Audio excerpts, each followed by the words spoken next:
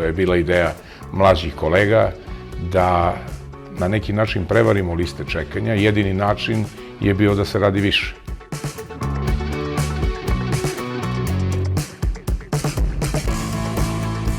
I vidi se da je u poređenju sa prošlom godinom broj operacija više nego dupliran. Prošle godine smo u ovo vreme uradili 117 operacija, ove godine 248.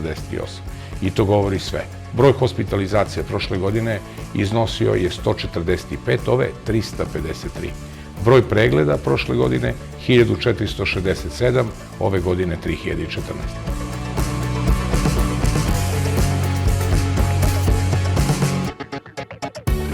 Malo je reći da smo zadovoljni posle tih 12 vikenda. Naravno je da nismo mogli da očekujemo da će se to baš u tih praktično 100 dana završiti ta lista čekanja. Zaista je to bio jedan veliki cilj. Međutim, znate kako, kada imamo dobar razlog, kada su ljudi motivisani, kada je odluka da krenemo u taj poduhvat bila jednoglasna, apsolutno ni jednog momenta nismo očekivali drugačiji ishod nego da završimo to na najbolji mogući način.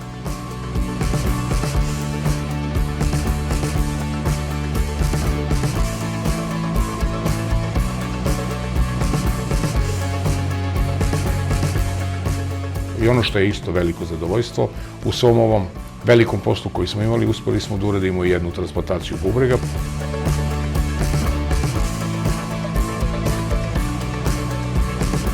Ako priliv pacijenta zahteva, odnosno ako se poveća broj pacijenta, mi ćemo ponovo raditi po ovoj sada novo ustaljenoj šemi, odnosno radit ćemo vikenda.